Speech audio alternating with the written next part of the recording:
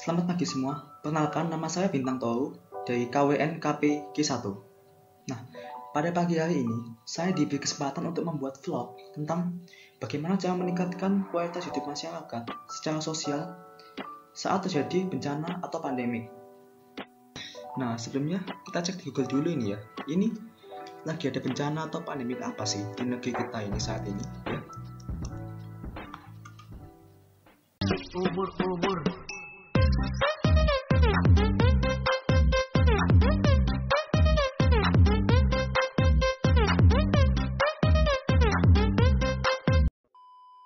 Nah, setelah kita browsing ini, sebenarnya ada banyak bencana yang menggemparkan di Indonesia. Tapi kali ini kita akan bahas yang paling booming saat ini, yaitu pandemik virus corona. Sebelumnya kita kan penasaran tuh, apa sih virus corona itu? SARS coronavirus 2, atau yang lebih dikenal dengan nama virus corona.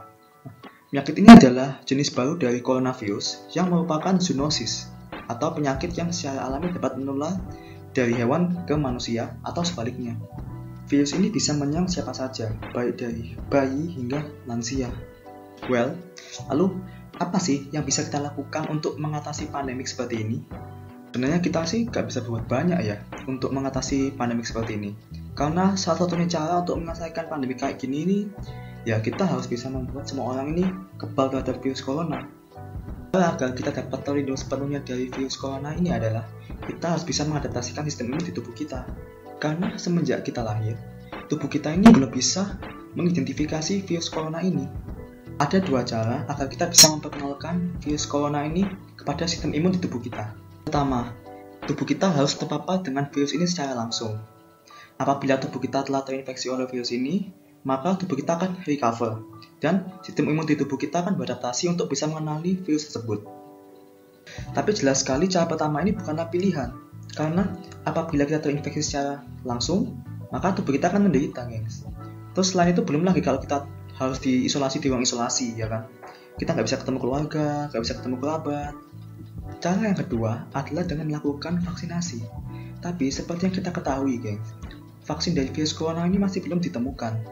Dan saat ini banyak perusahaan-perusahaan besar yang bergerak di bidang farmasi saling berlomba-lomba untuk melakukan research terhadap penemuan vaksin virus corona ini.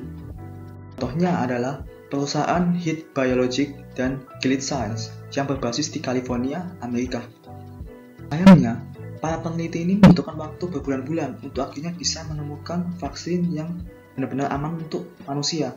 Karena vaksin ini harus melalui serangkaian drug test, hingga akhirnya dapat dipastikan bahwa vaksin ini aman untuk didistribusikan. Selain itu, untuk bisa memproduksi vaksin ini secara massal, tidak bisa dilakukan dalam waktu yang sangat singkat. Apalagi bila kita melihat kebutuhan di dunia akan vaksin virus corona ini sangatlah besar. Seperti yang bisa dilihat saat ini, populasi manusia di bumi adalah sebesar 7,8 miliar jiwa dan masih terus bertambah. Bayangkan butuh waktu berapa lama untuk memproduksi vaksin sebanyak itu. Sambil menunggu vaksin dari COVID-19 ini dirilis, kita harus melakukan yang namanya gerakan flattening the curve atau gerakan melandaikan kurva. Nah, kurva yang dimaksud di sini adalah kurva jumlah penderita COVID-19 terhadap kapasitas medik di suatu negara. Seperti yang bisa kita lihat, apabila kurva telah melebihi kapasitas medik di Indonesia, maka berarti akan ada banyak orang penderita COVID-19 yang tidak dapat ditangani oleh pihak rumah sakit. Sehingga nantinya akan lebih banyak jiwa yang akan menjadi korban dari penyakit ini. Lain cerita, jika kurva melandai, sehingga jumlah penderita COVID-19 ini masih berada di bawah kapasitas medik di Indonesia, maka akan banyak penderita COVID-19 ini dapat ditolong dan akhirnya sembuh dan mendapatkan imunitas. Cara pertama yang dapat dilakukan untuk melandaikan kurva ini adalah dengan kita secara pribadi menjaga kesehatan dari diri kita masing-masing, yaitu dengan mengkonsumsi makanan dengan bergizi seimbang. Selain itu, kita juga harus mengkonsumsi multivitamin dan suplemen lainnya. Lalu, kita juga harus membiasakan kita menjaga kebersihan diri kita sendiri, yaitu contohnya dengan mencuci tangan dengan sabun dan air. Menurut artikel dari The Guardian, mencuci tangan dengan menggunakan sabun dan air jauh lebih efektif dibanding menggunakan desinfektan atau hand sanitizer.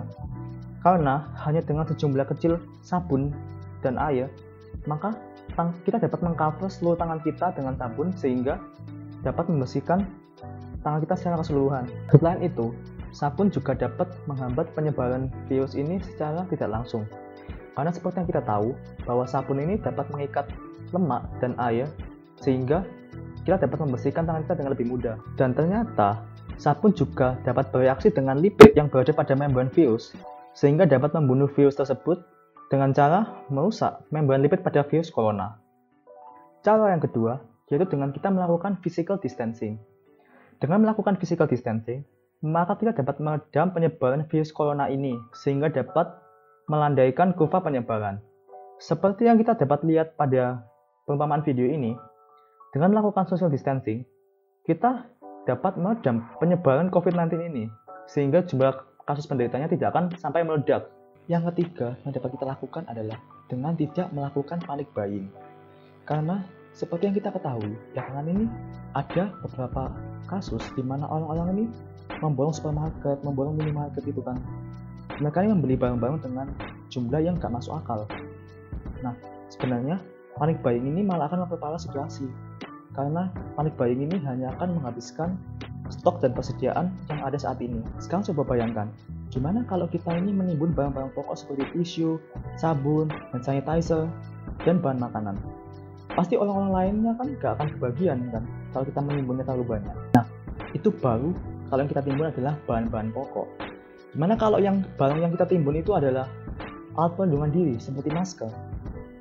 Menurut kutipan dari Hopkins Medicine, memakai masker tidak akan melindungi kita dari infeksi virus corona. Karena hanya masker tertentu saja yang dapat melindungi kita dari infeksi virus, seperti contohnya masker N95.